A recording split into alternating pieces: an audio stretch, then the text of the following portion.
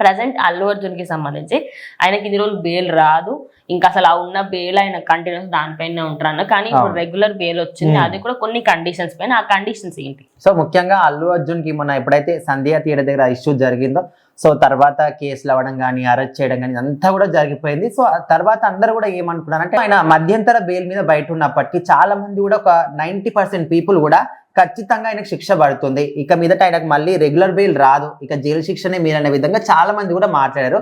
కాకపోతే రీసెంట్ గా అక్కడ నాంపల్లి కోర్టుకు వెళ్ళడం మాట్లాడడం అంతా కూడా జరిగిపోయింది. అక్కడ ఇరు వర్గాల వారు వాదనలు కూడా వినిపించారు. ముఖ్యంగా పోలీసులు కూడా కౌంటర్ దాఖలు చేశారనమాట, అల్లు అర్జున్ కి ఇట్లా రావద్దు, బెయిల్ రావద్దు అనే విధంగా.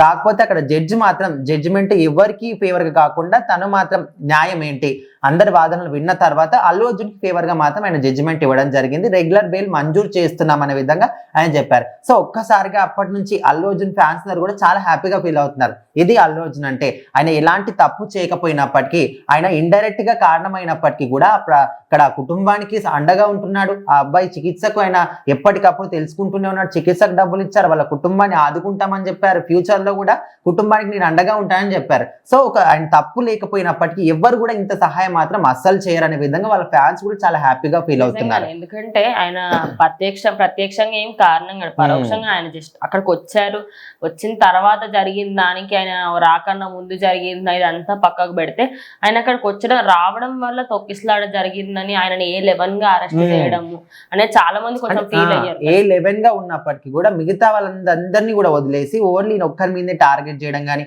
అటు ప్రభుత్వం మాట్లాడడం, ఇక్కడ ప్రజలు మాట్లాడడం, పోలీసులు కేసులు పెట్టడం అంత మొత్తము అల్లు అర్జున్ మీదనే అయిపోయింది. సో మొత్తానికి ఇక ఇవన్నీ కూడా పోలీసులు కొంతమంది ఏ విధంగా అంటే, మా దగ్గర స్ట్రాంగ్ ఎవిడెన్స్ ఉన్నాయి, వీడియో ప్రూఫ్స్ ఉన్నాయి, ఖచ్చితంగా అల్లు అర్జున్ ఇంకా బెయిల్ లేదని చాలా మంది కూడా అనుకున్నారు. కానీ ఇప్పుడు మాత్రం ఆయనకు రెగ్యులర్ బెయిల్ వచ్చింది.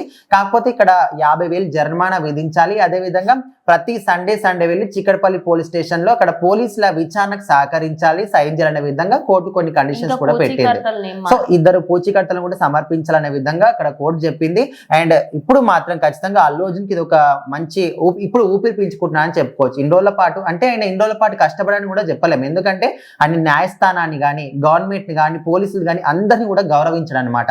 ఆయన తప్పు లేకపోయినప్పటికీ వాళ్ళు వచ్చి డైరెక్ట్ గా బెడ్రూమ్ లోకి వచ్చి తీసుకెళ్ళినా కూడా ఎలాంటి మాటలు మాట్లాడకుండా డైరెక్ట్ గా వెళ్ళిపోయాడు. ఇక్కడ కోర్టుకు తీసుకెళ్ళినప్పటికీ కూడా ఆయన చాలా మంది సెలబ్రిటీలు కావచ్చు, రాజకీయ నాయకులు కూడా ఇలాంటి కేసులు అయినప్పుడు వాళ్ళ సొంత కారులో లగ్జరీ కారులో వెళ్తారు. కానీ ఈయన అట్లా కాకుండా పాండియా లెవెల్లో ప్రపంచ స్థాయిలో మంచి గుర్తింపు ఉన్నప్పటికీ ఓన్లీ పోలీస్ వాహనంలోనే ఎక్కడికి వెళ్ళినా కూడా, అది గాంధీ హాస్పిటల్ కావచ్చు, చిక్కడపల్లి పోలీస్ స్టేషన్ కావచ్చు, నాంపల్లి క్రిమినల్ కోర్టు కావచ్చు, అన్ని చోట్ల కూడా పోలీస్ వాహనంలోనే వెళ్ళడం జరిగింది. సో మొత్తానికి అల్లు అర్జున్ కి అయితే రెగ్యులర్ బెయిల్ మంజూరు అయింది. అండ్ ప్రతి సండే కూడా చిక్కడపల్లి పోలీస్ స్టేషన్ దగ్గరికి వెళ్ళి అక్కడ పోలీసుల విచారణకు సహకరించాలి, సైన్ చేయాలి, 50,000 జరిమానా, అదేవిధంగా ఇద్దరు పూచీకర్తలు కూడా సమర్పించాలని ఇక్కడ కోర్టు మాత్రం ఆదేశాలు ఇచ్చింది.